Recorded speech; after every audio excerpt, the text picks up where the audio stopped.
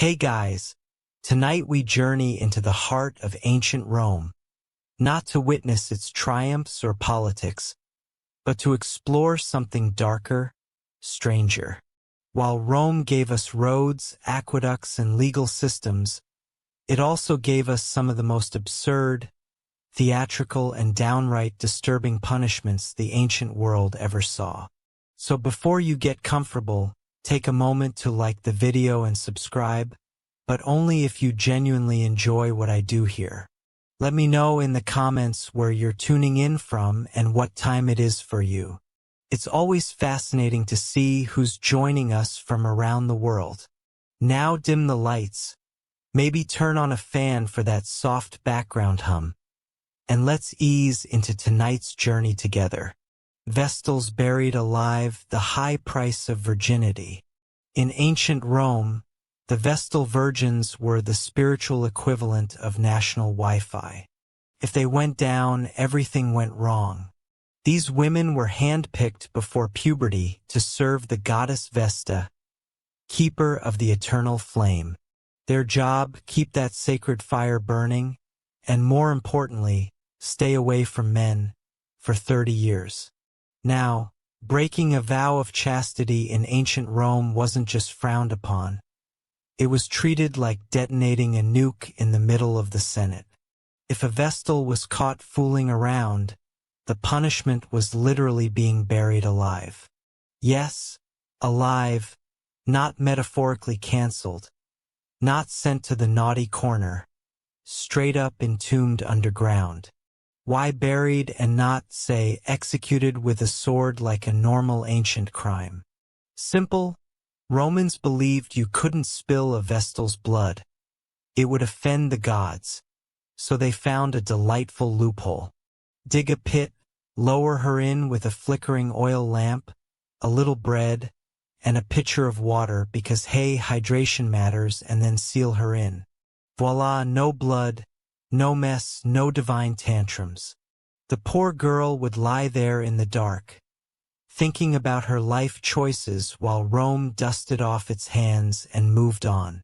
You'd think the guys she got caught with would suffer the same fate, but nah, they were usually whipped to death in public. Still brutal, just quicker. To be fair, becoming a Vestal was a big honor. You got front row seats at the games, traveled in fancy carriages, and even had the power to pardon condemned prisoners with a single word. But all of that came with one little catch. Mess up once and you're sleeping underground permanently. And yes, Rome took it that seriously. One famous Vestal, Cornelia, was accused during Emperor Domitian's reign. Before being sentenced, she reportedly shouted, "Does Caesar think I've had sex with a god then? Because no mortal man touched me?" Bold move. Didn't work. So if you're ever feeling overwhelmed by your job, just remember, at least your boss isn't threatening to bury you in a hole with some stale bread and a dusty oil lamp. Rome, where HR policies were written in stone, and fear pinocule, death in a sack with animal roommates. Ancient Rome, the birthplace of philosophy, architecture, and punishments that sound like fever dreams. Let's talk about pinocule, which translates to penalty of the sack. And no, this isn't some quirky medieval game show. It's what happened if you committed the ultimate Roman taboo, killing your father. Romans didn't just slap you with a fine or toss you in jail. No. If you murdered dear old dad, they gave you the deluxe punishment package, starring you and 4 unfortunate animals. First, the Romans would tie your hands, maybe give you a moment to reflect on your life choices. Spoiler, you'd made bad ones. Then sew you into a large leather sack. Sounds cozy, right? But it gets better. Joining you in the sack were a dog. For loyalty you lacked, a monkey, because why not add chaos, a snake, to slither through your regrets, and a rooster, perhaps to announce your doom at sunrise. Then the sack, now bursting with bad decisions and animal rage, was hurled into a river, ideally a deep one. The result? A flailing, yelping, screeching, hissing blender of panic and poetic justice. No one really knows why these specific animals were chosen, but historians think it was symbolic. Dogs represented family, monkeys chaos, snakes deceit, and roosters vigilance. Basically, your sins made flesh and feathers. Can you imagine the moment inside that sack? You're being headbutted by a monkey while a snake coils around your leg. The dog's losing its mind, and the rooster thinks it's a Tuesday. If this sounds like the worst escape room ever, you're not far off. The punishment was rare, thankfully, but Rome revived it occasionally just to make a point, usually under emperors who loved the theatrical. It wasn't just about killing the criminal, it was about making a statement, and maybe traumatizing a few spectators while they were at it. So next time your dad makes a lame joke or forgets your birthday, just be glad you weren't born in Rome. Back then, patricide didn't mean therapy, it meant sack time with the serpent circus. Crucifixion, but upside down, flipping the script on suffering. When we hear the word crucifixion, most of us think of one thing: a wooden cross, a slow, agonizing death, and a warning to anyone watching not to mess with the state. It was Rome's signature punishment, brutal, public, and humbling. But leave it to the Romans to occasionally throw in a little creative flair. Enter the inverted crucifixion. Yes, upside down. Because apparently, dying upright wasn't humiliating enough. This method was reserved for special cases, usually people the authorities really wanted to make an example of. Criminals, traitors, and occasionally rebels who insisted on being difficult even in death. But perhaps the most famous upside-down crucifixion was that of St. Peter, one of Jesus' 12 apostles. According to tradition, when Peter was sentenced to die by crucifixion under Emperor Nero, he made a strange request. "Crucify me upside down.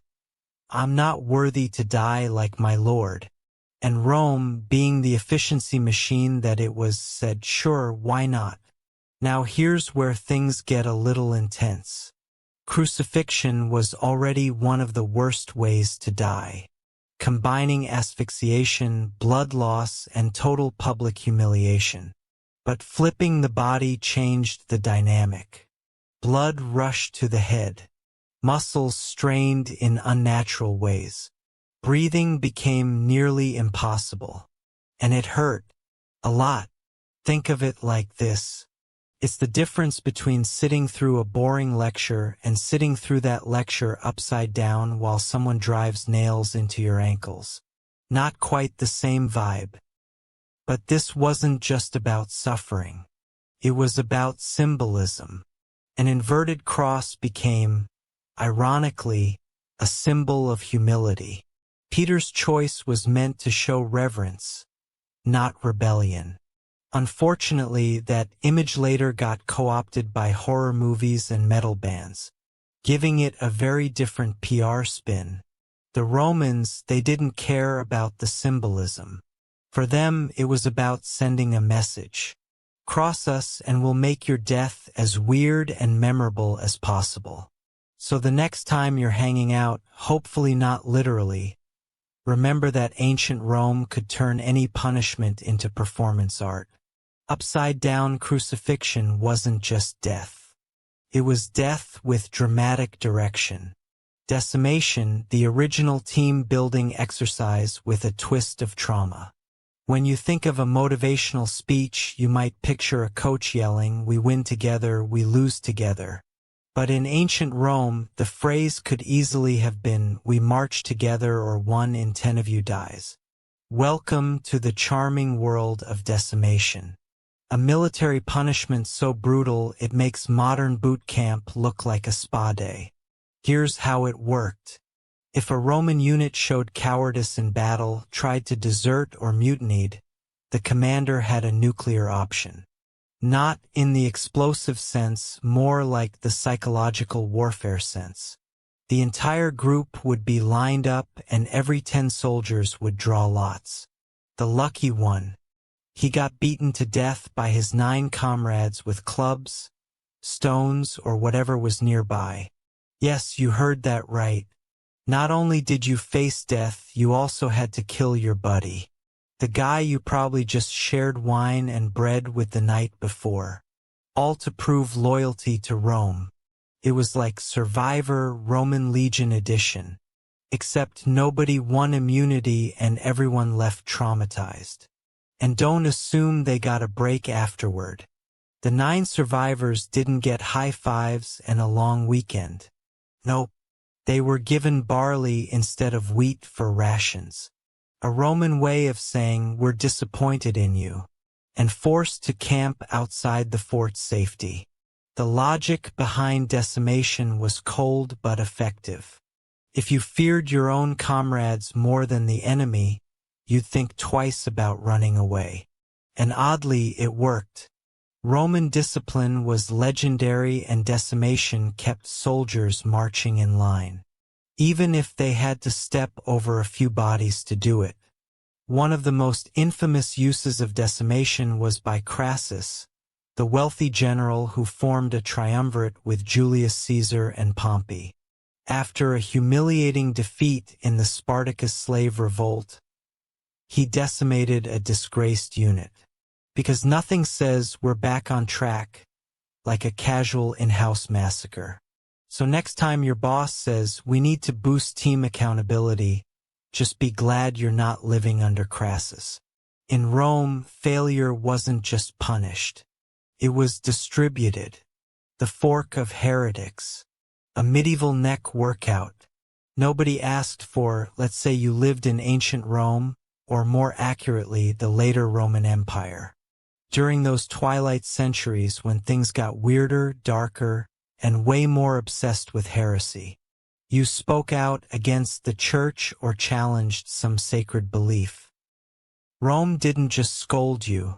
It gifted you an accessory you'd never forget. The fork of heretics. Picture this. A metal rod with 2 prongs at each end. One end pointed up under your chin. The other jammed right into your upper chest. A miniature trident sandwiching your neck. Sounds uncomfortable? Oh, we're just getting started. Once this lovely device was strapped on, you were forbidden to move your head. At all. Look down. Stabbed. Not off. Stabbed. Try to whisper a heretical thought to the guy next to you. Stabbed by your own collar. It didn't draw blood, at least not at first. That was the genius. The fork wasn't meant to kill you. It was meant to exhaust you. Mentally, physically, spiritually. You'd be left standing sometimes for days, straining every muscle just to avoid impaling yourself. It was like playing a game of don't move, where the prize was not slowly skewering your own throat. And while we call it the fork of heretics, it was also used on blasphemers, witches, suspected liars, and anyone who annoyed a bishop before breakfast. It was versatile torture, custom fit for silence, stillness, and soul-shattering discomfort. To make things even more theatrical, the fork sometimes had little Latin inscriptions engraved on it. Things like, I renounce my sin or I am guilty, because nothing boosts your confession like being slowly impaled by typography. What's wild is that this punishment wasn't even one of Rome's most extreme. It was more of a starter pack for sinners. No blood, no public execution, just quiet suffering and internal panic. A sort of intro course in agony. Heresy 101. So if you've ever tried to hold in a sneeze during a serious meeting, imagine doing that for 3 days straight, with iron poking at your throat. In Rome, silence wasn't golden. It was enforced with 2 rusty prongs and a neck cramp from the gods. Thrown from the Tarpeian Rock, Rome's original unfriend button. Forget passive-aggressive texts or dramatic social media unfollows. In ancient Rome, if you betrayed the state, they didn't just cut you off. They threw you off a cliff. Welcome to the Tarpeian Rock, a jagged 80-foot drop on the southern face of the Capitoline Hill, just a short stroll from the Roman Forum.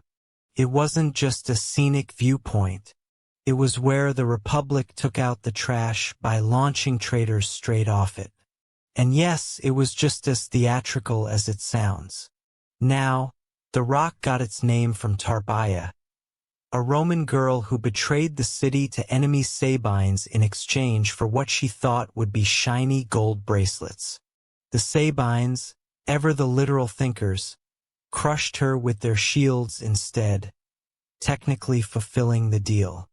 Her body was tossed from the cliff, and the rock was named in her honor. Moral of the story? Don't trust invaders or vague payment plans. But after that, the Tarpeian Rock became Rome's favorite tool for dealing with traitors, corrupt officials, false witnesses, and anyone who made the state go, yeah, this one needs dramatic punishment. No hanging, no sword. Just a short flight and a sudden stop. The condemned were often stripped, paraded, and then marched to the edge, where gravity handled the sentencing. And yes, there was usually a crowd. Nothing like a good old-fashioned execution to spice up market day. It was public, it was final, and it was symbolic. You weren't just dying, you were being removed from the city, physically and spiritually. The ultimate cancel culture. Rome edition. Interestingly, the rock sat just a stone's throw away from the Temple of Jupiter, which meant that if you lied to the gods or the state, your final moments included a front-row view of heaven. Briefly, over time, more elaborate punishments came along. Lions, crucifixions, burning tunics. But the Tarpeian Rock remained a classic. Elegant in its simplicity, brutal in its message. So next time someone says they really threw him under the bus, remind them the Romans did it first. No wheels, just stone. And betrayal echoing through the hills. Damnatio ad bestias, death by lion, applause, optional. Welcome to the Colosseum.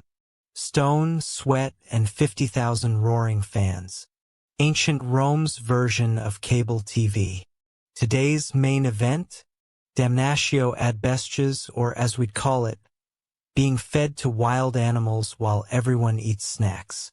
This punishment, meaning condemnation to the beasts, was Rome's go-to for criminals, traitors, prisoners of war, and, most tragically, Christians who wouldn't bow to imperial gods. And make no mistake, this wasn't just about death. It was about spectacle. Rome didn't believe in boring executions. They believed in theater. The condemned were tossed into an arena where hungry lions, leopards, bears, or sometimes even elephants were waiting. But here's the twist. Rome being Rome, they often dressed the victims up first. That's right, they turned their deaths into morality plays. One unlucky soul might be dressed as Orpheus, only to be mauled mid-lyre solo. Another might play a mythological villain like Prometheus, only for birds to peck at him in accurate reenactment. It was entertainment, justice, and religious propaganda all rolled into one fur-covered disaster. You might ask, did they even have a chance to defend themselves? Absolutely not.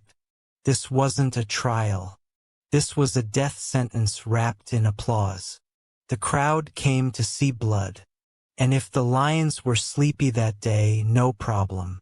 Romans had tricks, like poking them with hot irons or starving them for a couple of days beforehand. Showtime must go on.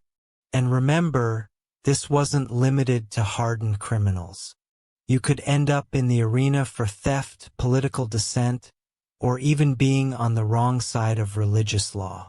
The only thing standing between you and lion lunch? Favor from a very generous emperor. But don't get the wrong idea. This wasn't just sadism. It was calculated. A warning to anyone watching. Step out of line and this could be you. Rome ruled by fear and felines. In time, the Christian martyrs flipped the script, turning beastly death into a badge of honor.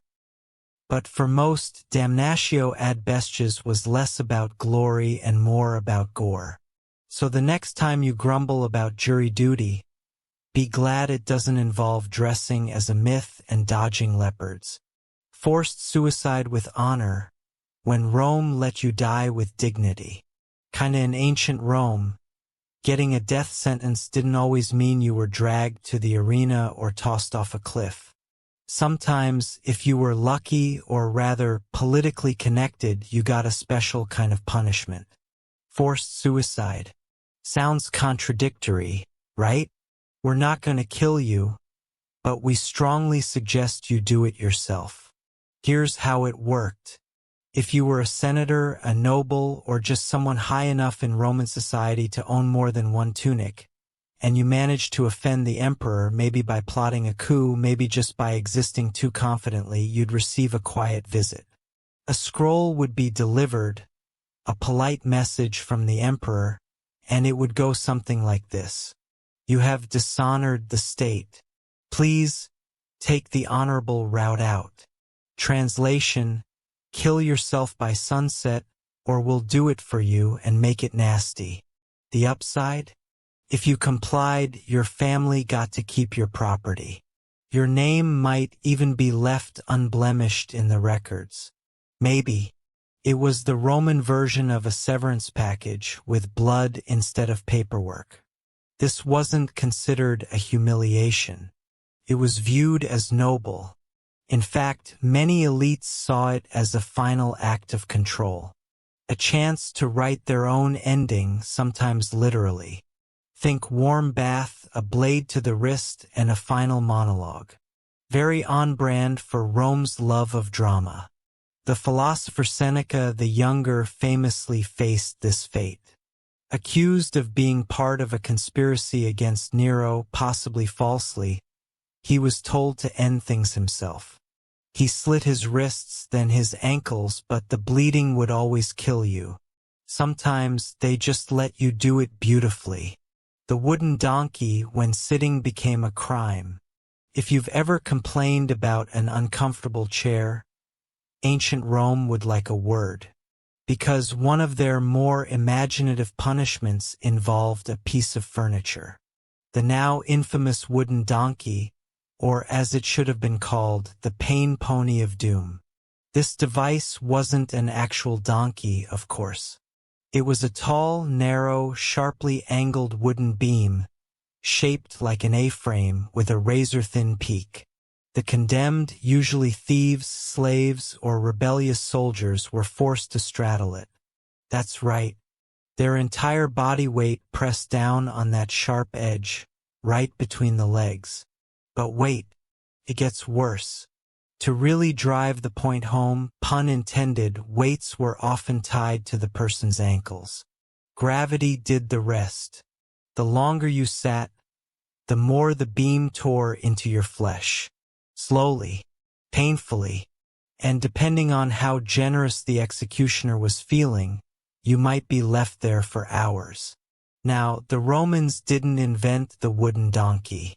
It likely came from earlier Middle Eastern torture traditions.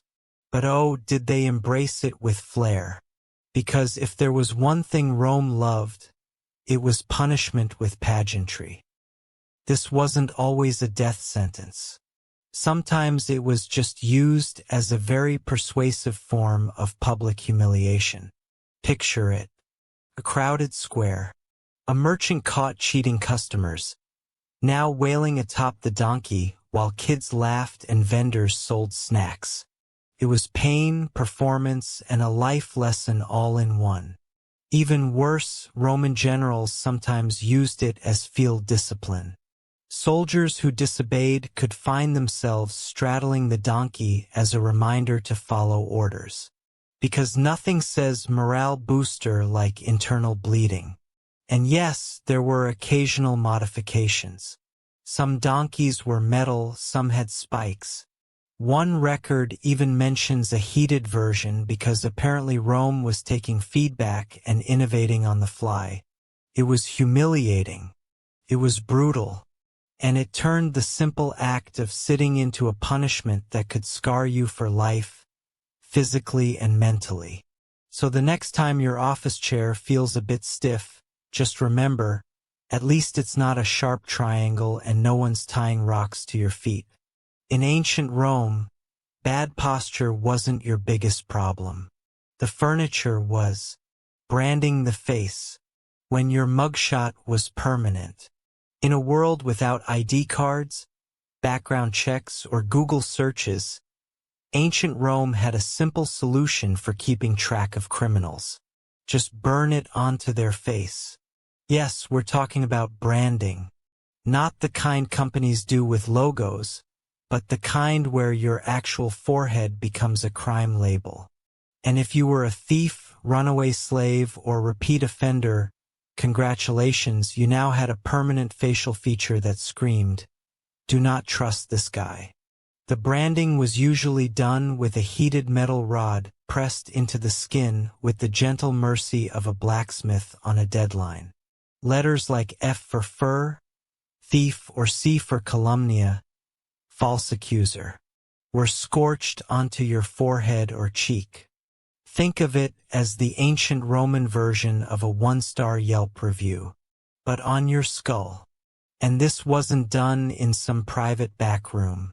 Oh no, branding was public, a spectacle, a lesson. The idea was humiliate the criminal and others will think twice. It wasn't just punishment. It was propaganda, sizzling straight into flesh. Now imagine living with that mark. Walking through the market. Everyone knows. Trying to get a job? Good luck. Flirting with someone? Forget it.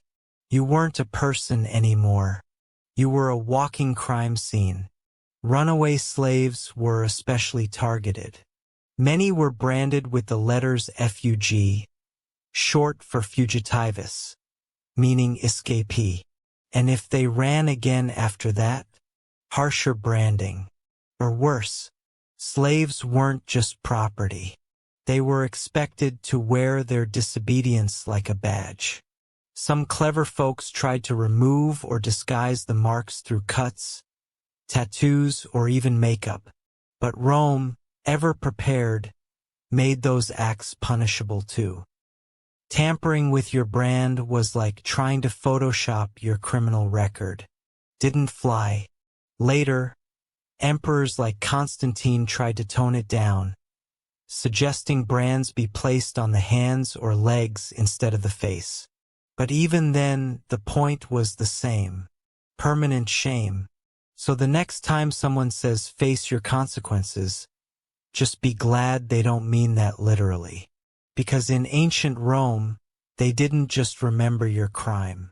They made sure your face did too. Tongue removal for blasphemy. Say goodbye to small talk. In ancient Rome, freedom of speech was conditional. You could praise the emperor, debate philosophy, and recite poetry. Just don't blaspheme. Because if you badmouthed the gods, insulted the emperor, or whispered the wrong words in the wrong ears, you might find yourself on the receiving end of a punishment that's both literal and horrifying. Tongue removal. Yes, they really did it. The logic was simple. If your words were dangerous, Rome would silence you. Permanently. The process wasn't exactly subtle. There was no anesthesia, no sterile tools, just forceps, iron, and pain. A soldier or executioner would clamp your tongue, slice it off, or in some cases, rip it out entirely. It wasn't surgery. It was state-approved censorship. And it wasn't always about religion. Sure, blaspheming against the gods was a fast track to punishment, especially if you mocked Jupiter in public or questioned the sacred fires. But often, blasphemy meant speaking out against the emperor or the empire's moral order. Basically, if your mouth made powerful people uncomfortable, you were suddenly a medical emergency. One wrong joke, one heretical whisper, one rebellious chant. Snip. This punishment wasn't just brutal. It was theatrical. Public tongue removals sent a clear message. Words have power, but ours has more. And even if you survived the ordeal, life afterward wasn't exactly a picnic. You couldn't speak clearly. You couldn't argue your innocence. You couldn't even scream properly. It was isolation through mutilation. A scarlet letter carved not into your skin, but into your silence. Ironically, some of the earliest Christian martyrs suffered this fate. They refused to renounce their faith and kept preaching. Rome couldn't silence their ideas, so it went for the messenger. Literally. Of course, the Christians then turned these stories into tales of divine courage, which only made the Romans more furious. If you're thinking this sounds extreme, remember, Rome was obsessed with control. And there's no better way to control a person than by cutting out their voice. So next time someone tells you to hold your tongue, be thankful it's just a figure of speech. Because in ancient Rome they meant it. Breaking on the wheel. When your bones became art. If you thought the Romans were running out of creative ways to destroy a person, allow us to introduce the wheel, also known as the breaking wheel, or for those with a dramatic flair, the Catherine wheel, named later in medieval times. It was less an execution and more a macabre sculpture session using the human body as raw material. Here's how it worked. First, the condemned was tied to a large wooden wheel. Arms and legs spread like a grisly human starfish. Then, an executioner armed with a heavy iron bar would begin the real work, smashing the limbs one by one. Slowly, deliberately. The goal wasn't to kill right away. Oh no. The goal was to shatter the bones while keeping the victim alive. Snap the arms. Crush the thighs. Twist the ankles so they no longer looked like ankles. The body would fold unnaturally, becoming a grotesque display of pain and precision. But the piece de resistance. The broken body was then woven through the wheel's spokes, limbs bent and threaded like a nightmarish macrame project. Sometimes the wheel was hoisted up on a pole, like a flag of warning. Other times, it was left to spin gently in the wind, because why not add ambience? This wasn't just about punishment. It was public messaging. Breaking on the wheel was used for crimes considered especially vile, like murder, treason, or highway robbery. It said to the crowd, this is what happens when you step too far out of line.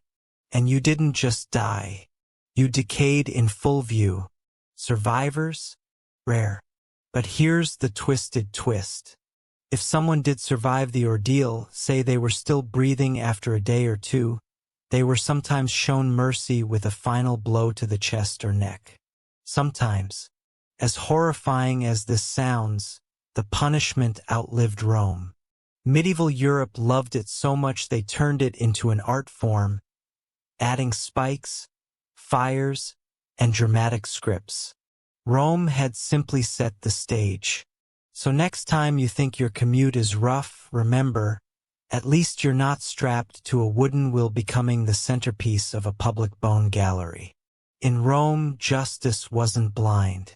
It was bold, brutal, and built for maximum exposure. Execution by hot ash, death by the grainy slow burn. When it came to killing creatively, ancient Rome always had something simmering. Literally. Enter one of its lesser-known but deeply disturbing punishments, execution by hot ash. It's not as famous as crucifixion or the lions, but it might just be one of the slowest and most psychologically terrifying ways to die ever devised. No swords, no bloodshed, no quick release, just ashes. Heated, suffocating, and endless. This gruesome method is credited, unsurprisingly, to Emperor Nero, a man who treated executions like performance art. In one recorded instance, Nero had an enemy buried up to the neck in a pit. So far, classic Rome. But instead of beheading or stoning him, Nero added a twist. A funnel was inserted into the man's mouth, and hot ash was slowly poured in. Not boiling water. Not fire. At first glance, it seems harmless. Ashes are soft, right? But here's where the genius horror kicks in. The ash is scorching. It clogs the throat, sears the lungs, and suffocates from within. It doesn't kill fast. It chokes. Slowly. Gradually. You feel every moment, every breath turning to fire, every swallow becoming your last. And as the ash settles, you're not bleeding. You're not burned on the outside. But inside, everything is failing. It's death by dust. Death by suffocation dressed as silence. Why ash, though? Because it was humiliating. Undignified. Ashes were the remnants of destruction. Used to clean filth, wipe away traces of things burned. To die in ash was symbolic. It meant you were beneath notice, unworthy of steel or flame. You weren't even worth a dramatic death. Just the slow grind of what was left over. It's worth noting this punishment wasn't common. It was reserved for those Nero really didn't like. People whose very existence he wanted erased quietly, yet with maximum psychological torment. And to the crowd it didn't look like much. No blood, no screams, just a man in a hole, and a trickle of gray dust. So the next time someone tells you, ashes to ashes, dust to dust, remember that in Nero's Rome, that wasn't just poetic. It was protocol. The tunica molesta, Rome's deadliest wardrobe malfunction. In ancient Rome, fashion didn't kill. Unless you were wearing the tunica molesta, or as we might call it, the flammable death robe. Picture this. You're led into an arena, or strapped to a stake, and instead of chains or ropes, the executioner approaches you with a tunic. Oh good, you think. At least they're giving me something to wear. Then you notice it's dripping. Not with water, but with pitch, tar, and oil. This is the tunica molesta. Literally, annoying tunic, but more accurately, highly flammable nightmare onesie. It was a garment soaked in combustible material, fitted snugly, and then set on fire while you were still very much alive and inside it. This wasn't just a method of execution, it was a public performance. Most famously used under emperors like Nero, who turned executions into after-dinner entertainment. During his infamous garden parties, Nero would use the tunica molesta to light the grounds, human torches illuminating his twisted vision of Roman leisure. Who wore it? Arsonists, traitors, Christians, anyone deemed worthy of a particularly theatrical end. The flames clung to the body, melting skin, igniting hair, and searing lungs. And there was no escape, no rolling to put it out. The tunic stuck to you. It burned with you. And because Rome loved a good mythological reference, they sometimes modeled it after Hercules' poison shirt, a garment that caused the hero unbearable agony before his death. Rome didn't just kill you, they made it poetic. The real genius, if we can call it that, was in the psychology. You weren't just dying, you were displayed. Shrieking, flailing, engulfed in fire while crowds watched. It sent a message clearer than any stone inscription. This is what happens when you cross the empire. Some records even suggest music was played during the burning. Nero reportedly plucked his lyre as the flames rose. Talk about a hot performance. So if you ever complain that your clothes are uncomfortable or too tight, be glad they're not soaked in oil and part of a public execution ceremony. Because in Rome, fashion didn't just make a statement. It screamed when Rome deleted you from history. Most Roman punishments ended with the body. But some, they reached further, into memory, into legacy, into obliteration. This is Rome's most haunting punishment of all. Because what's worse than death? Being forgotten on purpose. If you were an emperor who embarrassed the state, a general who rebelled, or a senator who fell too far from grace, Rome might not just kill you. They would erase you. Completely. Statues, smashed or defaced. Inscriptions, chiseled out. Portraits, painted over. Your name, struck from official documents, coins, and monuments. If you had achievements, they were reassigned. If you had supporters, they were silenced. And the most devastating part? It worked. Many of the people subjected to damnatio memoriae were powerful, known, feared. Yet today we don't even remember their names. Because Rome was that good at deletion. Whole reigns vanish into silence. It's historical vaporization. One of the most famous examples was Emperor Geta, brother of Caracalla. After Caracalla had him assassinated, in their own mother's arms no less, he didn't stop there. He ordered Geta's image removed from every mosaic, painting, and bust. Thousands of inscriptions were edited, his name scratched out by hand. In some surviving art, you can still see the ghost of Geta's figure. Awkward gaps, half-faces, names partially scraped away. It's chilling, like history caught in the act of forgetting. But damnatio memoriae wasn't just about vengeance. It was about control. If Rome could rewrite the past, it could sculpt the future. If you could make it seem like someone never existed, then maybe their ideas didn't exist either. It was the empire's way of saying, you were never here, and if anyone says otherwise, they'll be next. There's something terrifyingly modern about it too. We talk today about cancel culture, social erasure, reputations destroyed in hours. But Rome was doing it 2,000 years ago, just with chisels instead of tweets. So as we close this strange journey through Rome's most bizarre punishments, remember this. The cruelest punishment wasn't fire, or lions, or ropes. It was the silence that followed. Because in ancient Rome, the worst thing that could happen to you was to be forgotten. In the early 1800s, the American landscape stretched endlessly westward, wild, unknown, and whispering promises to those bold enough to chase them. The East, crowded with cities, factories, and fading farmland, had begun to feel tight, constrictive. But the West, that was the dream. A blank canvas with just enough danger to make the paint stick.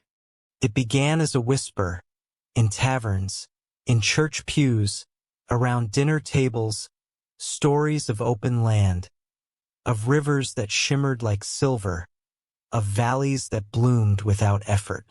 The Louisiana Purchase in 1803 had more than doubled the size of the young United States. Suddenly there was space, unimaginable space, and it belonged to no one, or so the government claimed. For many, the West was more than a direction on a compass. It was a fresh start, a place where your name didn't carry your debts, where nobody asked where you were from, only what you could do with your hands. It called to dreamers and desperados alike, farmers looking for new soil, widows seeking peace, and adventurers chasing legends carved out of campfire tales. There were no highways, no guarantees, and no second chances. Every journey westward began with uncertainty. Would the wagon survive the mountains? Would the river freeze too soon? Would there be food on the other side? And yet, tens of thousands went. Entire families, with infants swaddled in flour sacks and grandmothers tucked between crates of salted pork, set off into the unknown. To go west was to gamble everything, but to stay behind felt like surrendering to a life of limits. The frontier wasn't just a place on a map. It was a test of will, of grit, of the ability to carve order out of chaos using nothing but timber, steel, and raw hope. And as the sun sank behind endless prairies and mountain ridges, casting long shadows on wagon wheels and weary faces, one thing was clear. America's story wasn't written yet. It was being dragged slowly westward, one rickety mile at a time.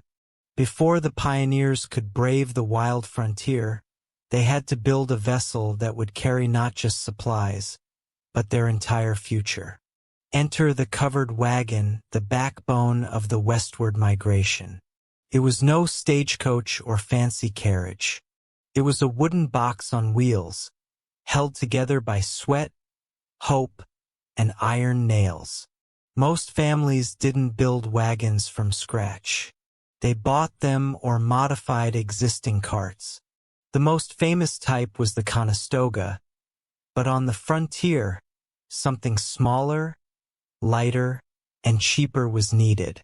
That became the prairie schooner, so named because its canvas top, billowing in the wind, looked like a ship sailing across grassy seas.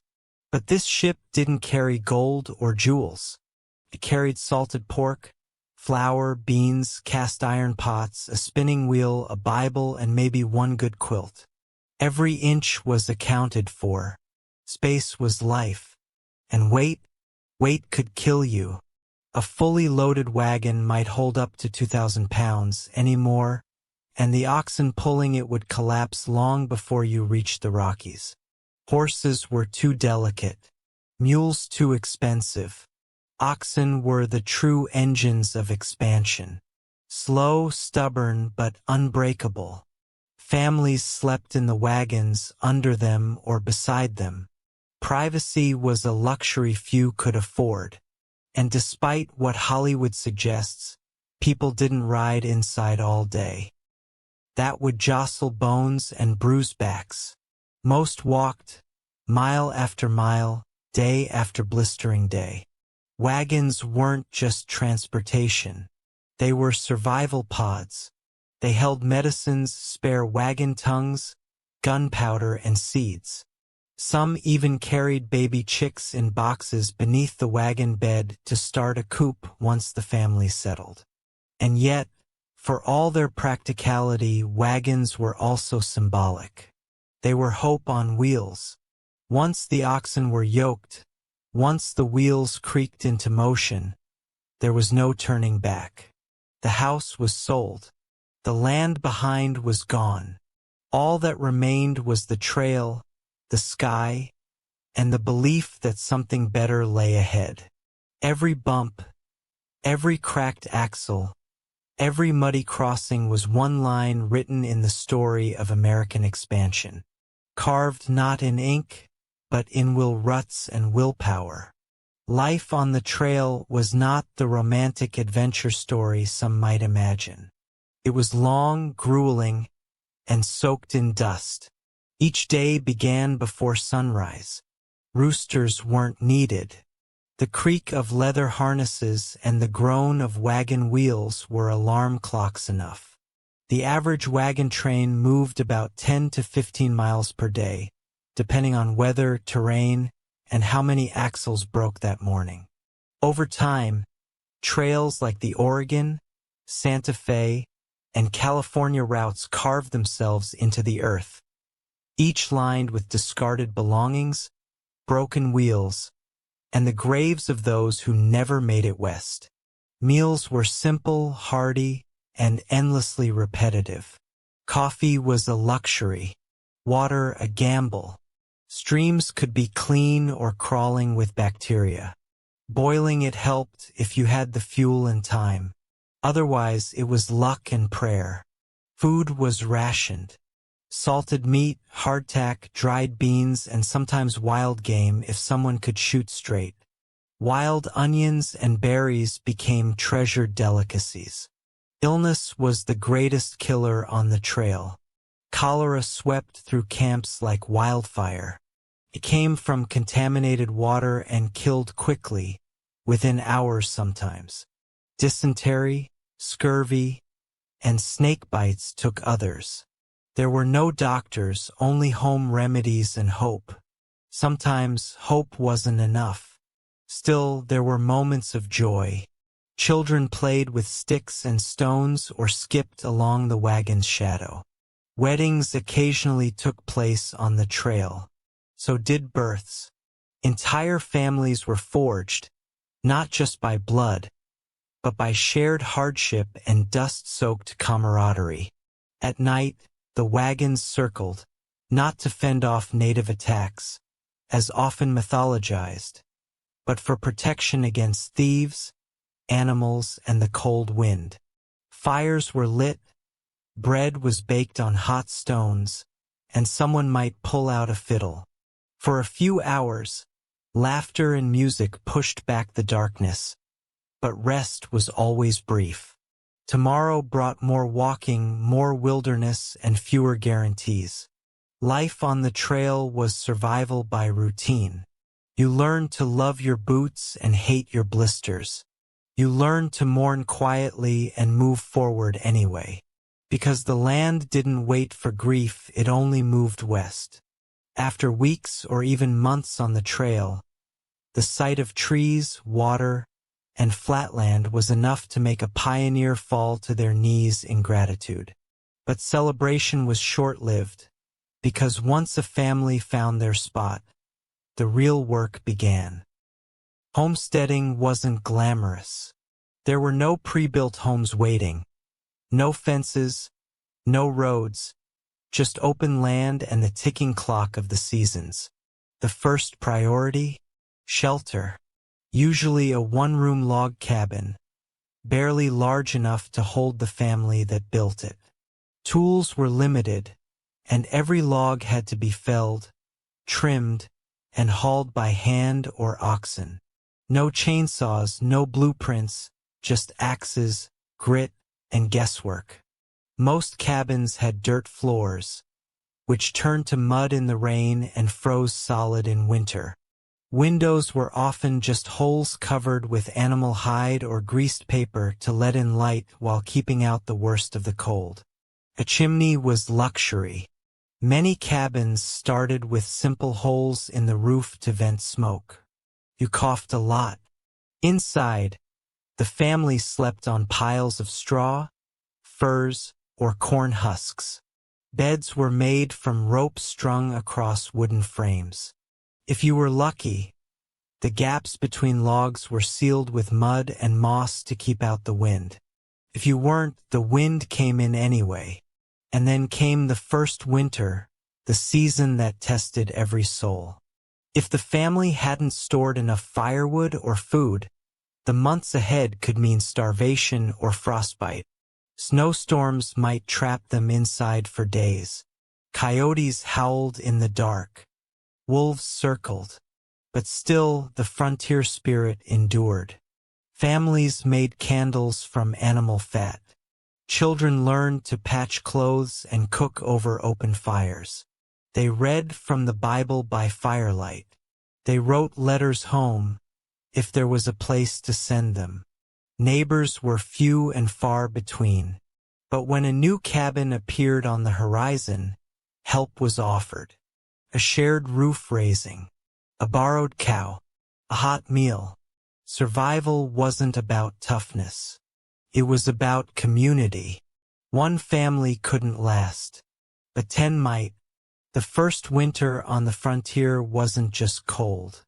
It was a quiet crucible, where dreams were either hardened into resolve or buried beneath the snow. On the American frontier, strength wasn't measured in muscle alone.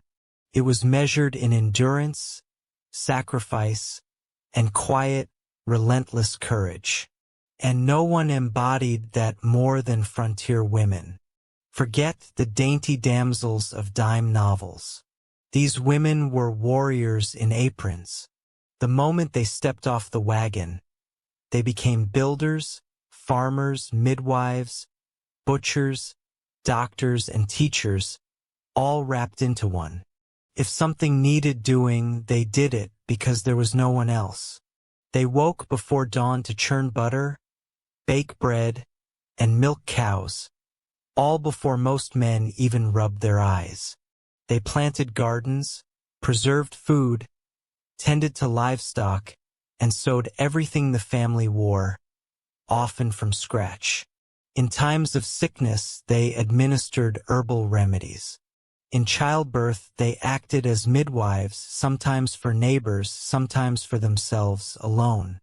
A woman on the frontier could kill a snake with a shovel in the morning and teach her children to read by afternoon. She might lose a child to fever and still have dinner on the table by sundown. Guns were no stranger to their hands. If their husbands were away or gone for good, women defended the homestead with whatever was available: rifles, axes, frying pans. There are stories of women fending off wolves, outlaws, and even raiders, all while holding a baby on one hip. Loneliness was the enemy too. For some, the nearest neighbor might be miles away. Letters took weeks, even months, to arrive. The silence could be deafening. And yet, these women endured, knitting civilization from wilderness, one stitch, one lesson, one loaf at a time. Frontier women also formed the heart of community. They organized barn raisings, cared for sick neighbors, and hosted Sunday gatherings when churches were still only blueprints.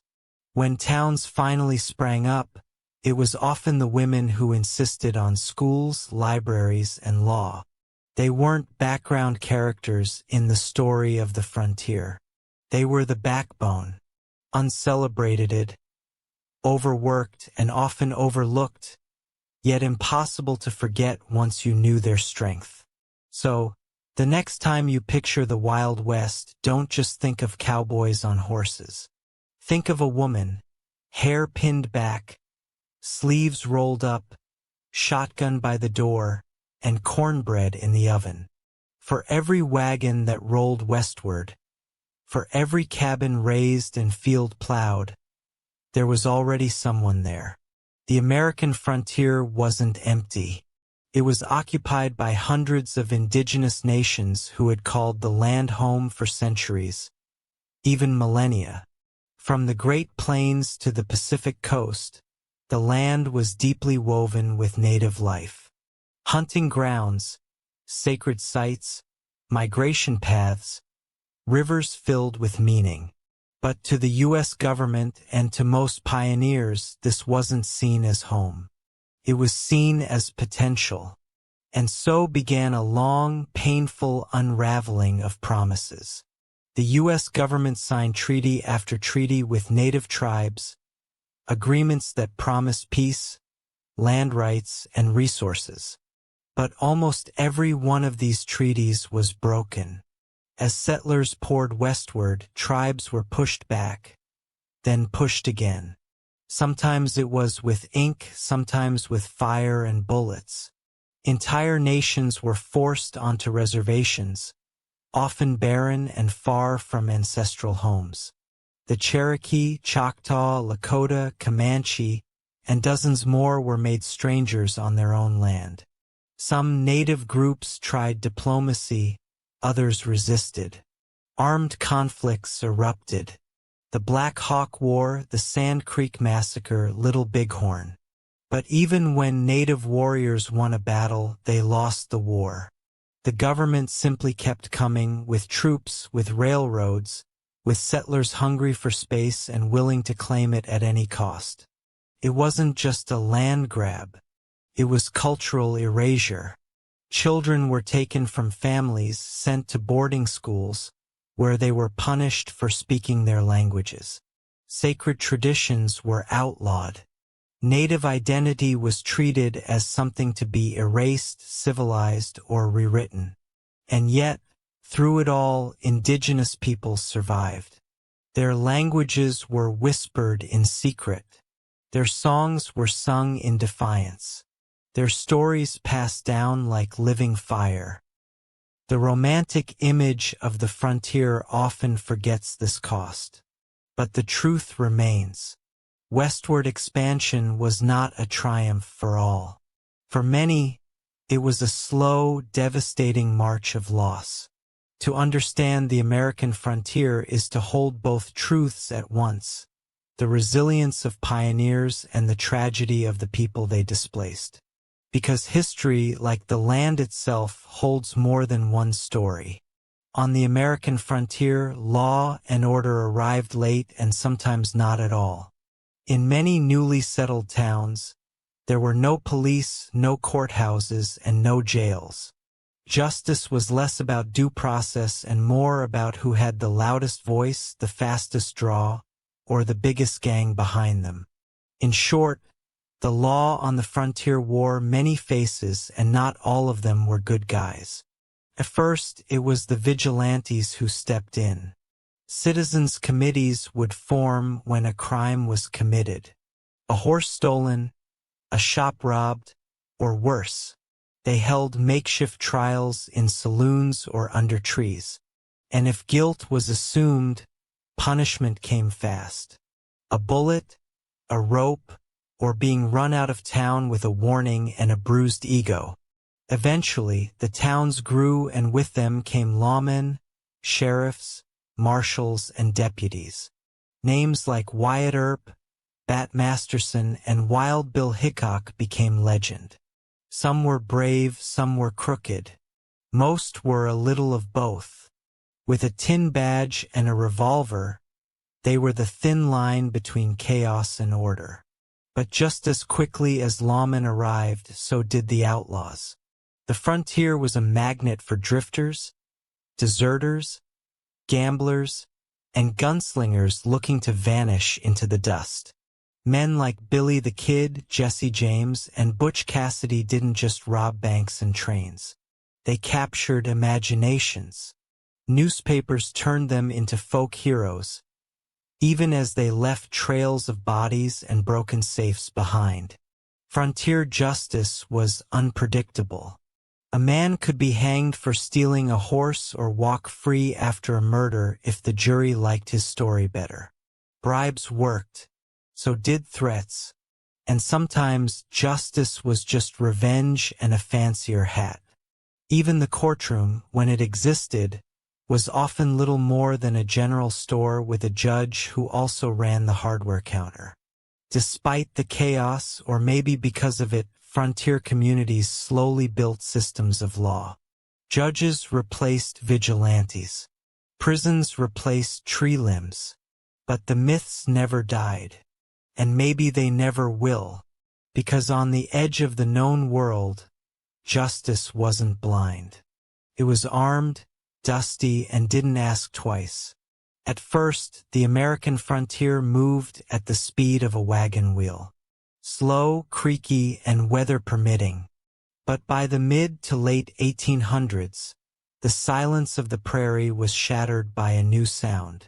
The steam whistle. The arrival of the railroad changed everything. Suddenly, journeys that once took months by wagon could be completed in days.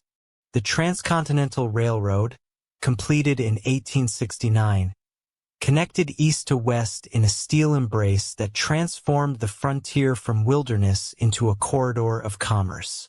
Settlers flooded in. Towns popped up overnight beside new depots. And goods, everything from stoves to sewing needles, arrived by train, no longer hoarded or handmade. For pioneers, the railroad meant survival. It meant medicine could arrive before a fever turned deadly. It meant crops could be sold beyond the local market. It meant letters, long delayed by weather and rivers, could now travel in days. The frontier became less of a gamble and more of a calculated risk. But the railroad didn't come alone. Alongside it ran the telegraph wire. Thin, humming strands of copper that stitched the country together with dots and dashes. The telegraph gave the frontier something it had never had before: instant communication. A rancher in Wyoming could get news of a presidential election within minutes. A sheriff could call for help from 100 miles away. Isolation, the great fear of the early pioneer, was dying one beep at a time. The impact was huge. Economies expanded. Government reached farther. Law enforcement got faster. But not everyone welcomed it. Indigenous tribes saw railroads and telegraph poles as intrusions. Signals that the land they once roamed freely was now bound by wires and owned in sections. Some fought back, sabotaging lines, derailing trains, delaying the inevitable. Yet progress rolled on. The iron horse was unstoppable. Towns that the railroad skipped were left to wither. Others boomed, becoming cities almost overnight. The wilderness was shrinking, mile by mile, rail by rail. And while the frontier spirit didn't disappear, it was no longer isolated. It was plugged in, connected, and commercialized. The frontier was still wild, but now it ran on steam and signals. By the end of the 19th century, something profound had changed. The line that once separated wilderness from settlement, the famed frontier line, had blurred, faded, and finally disappeared. In 1890, the U.S. Census Bureau officially declared, "There can hardly be said to be a frontier line." In other words, the American frontier was closed. The great push westward was over. The forests had been cleared. The railroads linked coast to coast. The buffalo were nearly gone. Tribes were confined to reservations. The land, once vast and mysterious, had been measured, mapped, and sold by the acre. But what did that mean? For some, it meant victory. The dream had been realized. A continent tamed. A nation stretched from sea to sea. For others, especially native peoples and displaced communities, it meant erasure, loss, and a bitter silence where homelands had once been. Yet the end of the frontier wasn't just about geography. It was about identity, the rugged individualism, the myth of the lone pioneer, the campfire stories of heroism and hardship. These didn't vanish. They became legend. Writers like Frederick Jackson Turner argued that the frontier had shaped the very soul of America. Its democracy, its grit, its restlessness. The frontier taught Americans to adapt, to survive, to rely on themselves and their neighbors. It gave birth to the cowboy, the log cabin president, the gold rush prospector. All icons woven into the fabric of national myth. But the reality was messier. The frontier was sweat, dirt, disease, and death. It was brave and brutal, hopeful and unjust. It was full of contradictions, and its legacy remains a reflection of that tension. Today the frontier lives on not in geography, but in spirit. In the idea that pushing into the unknown, whether it's land, science, or space, defines what it means to be American. The wagons no longer roll. The cabins are museums. The trails are highways. But if you listen closely, you can still hear echoes in the prairie wind, carried on stories passed down from those who dared to go farther. The American frontier didn't vanish. It became the foundation. Nimram. Before there were instruments, there was rhythm. The beat of a foot on earth, the clap of two hands, the thump of a heart in a quiet chest. Music did not begin with wood or string or bone. It began with the body. It began with breath. Tens of thousands of years ago, long before writing, agriculture, or architecture, early humans found something extraordinary in sound. In caves and on plains, around fires and in forests, they discovered that certain movements, a stomp, a shout, a whistle, could stir emotion, call attention, or even comfort fear. Music, it seems, is not a cultural invention. It is a biological instinct. Imagine a small group of hunter-gatherers, huddled in the flickering light of a fire. One begins to hum, a low, rising tone. Another claps in rhythm. A third starts to mimic bird calls. There are no words, just sound. And in that moment, they are no longer just individuals surviving the elements. They are connected. They are human. Before the flute, before the drum, sound itself was sacred. Many anthropologists believe that early music may have emerged from imitation, copying animal calls for hunting or mimicking natural sounds to communicate across distances. But at some point, these sounds crossed the line from utility to expression. A rhythm became more than a signal. It became a language of emotion. A hum became a lullaby. A scream became a song. There's a theory that music came before language, or at least alongside it. That before we spoke, we sang. Infants even today respond more instinctively to tone and melody than to speech. Something about pitch, rhythm, and vibration is hardwired into us. We didn't just invent music, we remembered it. And perhaps most beautifully, these first sounds weren't reserved for the elite or the gifted. They were universal, a shared experience of early humans across continents. Music was made in Africa, Asia, Europe, anywhere there were voices and hands and something to strike or shake. Before the first flute was carved from bone, before strings were stretched and drums were skinned, humans already knew sound could move the soul. And that was just the beginning. In the chill of Ice Age Europe, where mammoths roamed and glaciers carved the land, a quiet revolution took place, not in tools or fire, but in sound.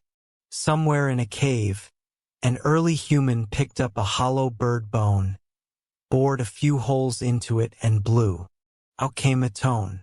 Pure, haunting, intentional. This was no accident. This was the birth of the musical instrument. Archaeologists have uncovered bone flutes dating back over 40,000 years, making them some of the oldest known instruments on Earth. Found in sites like the Hohlfels Cave in Germany, these flutes were made from vulture wing bones or mammoth ivory, not easy materials to work with. But their makers took the time to carve finger holes at precise intervals, allowing for a range of notes. That precision tells us something profound. This wasn't random. It was music, structured, repeatable, crafted for expression. Why did they do it? Perhaps the sound mimicked birdsong, a call to nature. Perhaps it accompanied rituals, marking the transition from life to death, or the passage of seasons. Or maybe, just maybe, someone made a flute because they wanted to make beauty in the darkness. It's easy to think of prehistoric humans as crude, focused solely on survival. But the flute suggests otherwise. It speaks of creativity, of a mind that looked at a bone and didn't see food, but possibility. These instruments also imply community. A flute played alone makes music, yes, but in a group, it creates rhythm, harmony, and shared experience. Around a fire, flutes may have joined voices, clapping or drumming on logs and stones. The music would rise, echoing off cave walls, the first concerts in human history. And consider this. These Ice Age flutes predate the invention of the flute. The flute was the foundation of agriculture, the wheel, and even writing. In the hierarchy of innovation, music came early not as a luxury, but as a need. The flutes of the Ice Age weren't just tools. They were expressions of joy, sorrow, mystery, and ritual. Fragile whispers from the deep past, still capable of moving us today. From bone and breath, humanity made melody. If the flute was our first voice, then the drum was our heartbeat. Long before cities, long before kings, there were circles of people gathered under stars, clapping, stomping, and pounding rhythm into the ground. The drum wasn't invented in one place.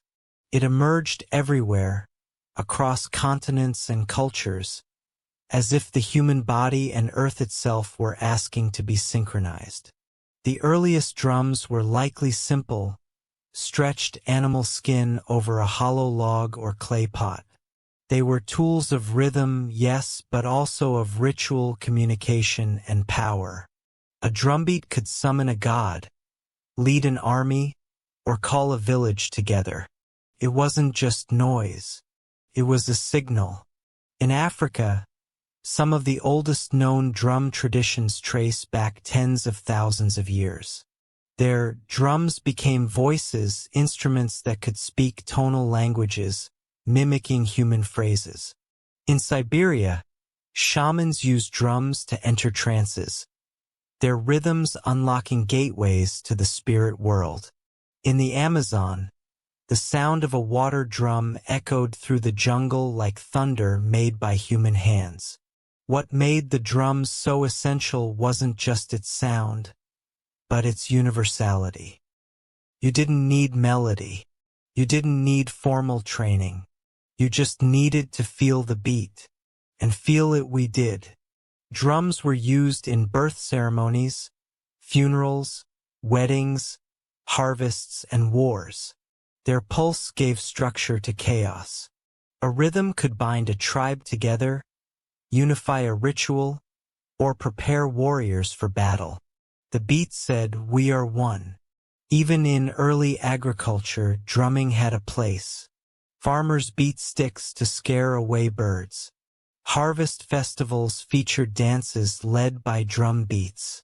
Rhythm marked time, not just hours, but seasons, cycles, and transitions. Over time, drums evolved. People added carvings, paint, and spiritual symbols to their instruments. Drums were not just functional. They were sacred objects, representing fertility, protection, or divine connection. And always they connected us. Across language barriers, across generations, across worlds. In a world before clocks, electricity, or writing, rhythm was how we counted and how we felt. Drums brought sound to life. They made time tangible. And in their pounding, we found not just music, we found meaning. As humanity moved from caves to cities, music evolved from survival ritual into sophisticated art. Nowhere was this more evident than in ancient Mesopotamia, the cradle of civilization, where rivers carved kingdoms and writing was born. Here, music began to look elegant. Among the temples and ziggurats, we find some of the earliest depictions of stringed instruments, harps and lyres, drawn on tablets, carved into walls, and even buried with kings. These weren't bone flutes made in secret. They were crafted with care, adorned with gold, silver, and lapis lazuli, their curves as graceful as their sound. The harp, in particular, became a symbol of refinement, religion, and royalty. Just an instrument, but a myth in wood and string. These early harps didn't have frets or fingerboards. Strings were plucked by hand, and each tone was fixed. But what they lacked in flexibility, they made up for in atmosphere. A Mesopotamian harp didn't shout like a drum. It whispered. Its notes hung in the air like incense. Sacred, dreamlike. In these cities, music became organized. Musicians were trained. Scales and intervals were recorded in cuneiform. The harp was used in ceremonies, storytelling, and even astronomy, as scholars mapped the stars and matched them to harmonies, believing the heavens themselves sang in celestial intervals. The presence of harps in Mesopotamian burial sites tells us something profound. Music was believed to follow the soul beyond death. It wasn't just entertainment. It was spiritual architecture, building bridges between worlds. And unlike the thunder of drums or the primal howl of flutes, harps brought a new quality to music. Intimacy. Soft, thoughtful, deliberate. For the first time, perhaps, sound was not just for the gods or the tribe. It was for reflection. With a stretched string and a wooden frame, Mesopotamians gave voice to silence. And from that silence, the first melodies of civilization were born. In ancient Egypt, music wasn't just an art. It was a divine language. The Egyptians believed that music was a gift from the gods. According to myth, it was the goddess Bat, later merged with Hathor, the goddess of joy, fertility, and music, who first brought song into the world. And so, music became more than melody. It was ritual, identity, and spiritual architecture, resonating through temples, tombs, and marketplaces alike. Unlike the primal flutes of prehistory or the ceremonial harps of Mesopotamia, Egyptian music blended ritual precision with everyday life. Workers sang to keep rhythm as they built pyramids. Fishermen sang to the Nile. Priests performed hymns during sacred rites.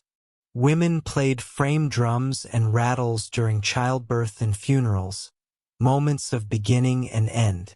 The most iconic Egyptian instruments were harps, lutes, lyres, sistrums, and flutes. Harps evolved from simple angular shapes to large curved decorative pieces with long arched necks, symbols of status as much as sound. Some had up to 22 strings, crafted with such elegance that they appear in tomb paintings, still vivid 3,000 years later. The sistrum, however, held a unique place. A type of rattle with metal rods that jingled when shaken, it was closely associated with goddess worship, especially that of Hathor and Isis. The sound wasn't meant for amusement. It was meant to awaken the divine, to shake off evil, and to protect the soul during ceremonies. Musicians in Egypt weren't always commoners. Some were priests or priestesses, serving in temples through music. Others were court musicians, entertaining pharaohs and foreign dignitaries with songs praising gods, kings, and legacy. Music also bridged worlds. In funerals, Songs and chants guided the soul through the underworld. Tombs of the wealthy often included lyrics and even illustrations of instruments and musicians, as if to ensure the departed would be accompanied by sound in the afterlife. For ancient Egyptians, music was eternal. It honored the gods, unified the people, and reminded them of cosmic order. Ma'at. Rhythm wasn't chaos. It was the heartbeat of the universe. In Egypt, to make music was to echo the sacred. To the ancient Greeks, music wasn't just an art form. It was a science of the soul and of the universe itself. While other civilizations used music in ritual and celebration, the Greeks asked a deeper question. Why does sound move us? And their answer was found not just in poetry or philosophy, but in mathematics. Enter Pythagoras, the philosopher best known today for his triangle, but who also played a monumental role in the origins of music theory. According to legend, Pythagoras passed a blacksmith's shop and noticed something strange.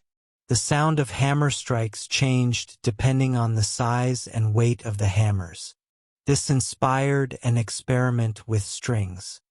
He discovered that when a string was divided in simple ratios like 1.2 or 2.3, it produced consonant harmonious tones.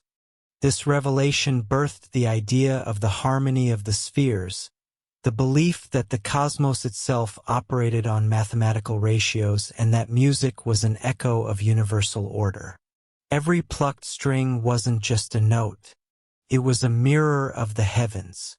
Greek instruments reflected this philosophy. The lyre, a small harp-like instrument, became a symbol of civilization and education.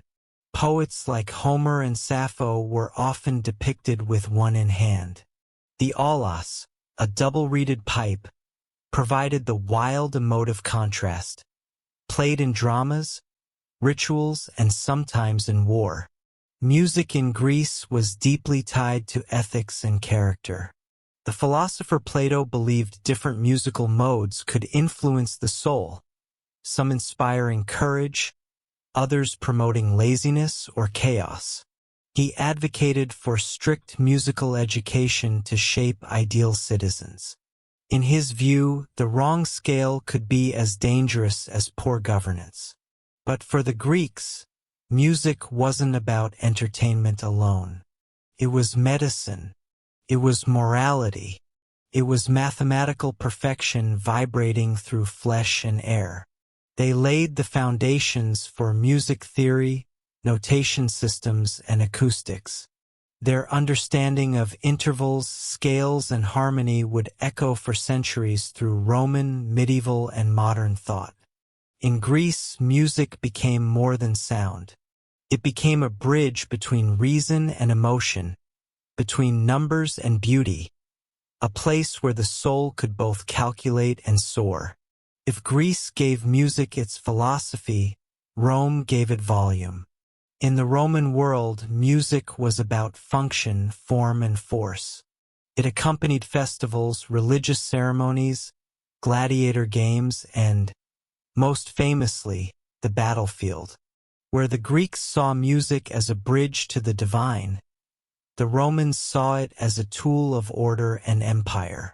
One of the most iconic instruments of Roman power was the cornu, a massive curved brass horn shaped like a G and often taller than the soldier who carried it. The cornu wasn't for melody, it was for command. Its blast signaled troop movements, battle charges, and retreat orders across noisy battlefields. Roman generals didn't just shout, they orchestrated war. Alongside the cornu was the tuba, no relation to the modern one, a straight trumpet that could cut through the chaos of combat. Together, these instruments helped keep the Roman army, the most disciplined force in the world, moving in sync. Imagine tens of thousands of soldiers marching in time to the brassy, haunting calls of these ancient horns. It wasn't just organization, it was psychological warfare. But Roman music wasn't all military. In temples, tibii, double flutes, accompanied sacred rites. In arenas, music opened gladiator games, not unlike a modern national anthem before a sporting event. At banquets, lyres and hydraulis, an early water-powered pipe organ, created ambience for elite guests. Music flowed through Roman daily life like wine, structured, performative, essential. They borrowed heavily from the Greeks, but reworked everything to fit their own ethos. Where Greece emphasized individual expression and introspection, Rome emphasized public spectacle and control. Music was entertainment and propaganda. And when Rome absorbed Egypt, Judea, Gaul, and beyond, it absorbed their sounds too. Roman music became a mosaic, blending African rhythms, Eastern melodies, and Mediterranean instruments into something vast and ever-evolving. Yet, unlike Greek philosophers, Roman thinkers wrote little about the theory of music. They played it, used it, marched to it, but rarely analyzed it. For Rome, sound was a means, not a mystery. In the end, Rome didn't refine music. It amplified it, until even the farthest provinces heard the beat of the empire's drums. While the West marched to the rhythms of empire, the East was exploring something else, the soul of sound. In ancient India, music was not merely an art form. It was a path to the divine. Rooted in the Vedas, some of the oldest sacred texts in existence, Indian music began as chant. The Samaveda, in particular, was a collection of hymns designed not just to be read, but sung. These chants followed intricate melodic patterns called saman, meant to elevate consciousness and harmonize the universe. As Indian civilization evolved, so did its instruments. The veena, an early stringed instrument, became associated with Sarasvati, goddess of knowledge and the arts. The mridangam, a barrel-shaped drum, kept time during sacred performances. Every note, every rhythm was tied to ragas and talas, melodic and rhythmic frameworks that were believed to evoke specific emotions, times of day, even spiritual states. Music wasn't for entertainment. It was discipline, meditation, a way to balance inner energies and touch the eternal. Meanwhile, in ancient China, music was equally sacred, but also political. The legendary Emperor Shun, one of China's mythical 5 emperors, was said to have harmonized the empire through music. Chinese philosophy, especially Confucianism, held that proper music led to moral behavior and social order. The right notes created harmony not just in the soul, but in the state. Instruments were carefully designed to reflect cosmic balance. The guqin, a 7-stringed zither, was played in solitude by scholars and sages. Its soft, meditative tones meant to reflect introspection and virtue. The shang, a mouth-blown reed instrument, symbolized unity through its many pipes working as one. The bianzhong, a set of bronze bells, was used in royal courts to represent hierarchy and ritual structure.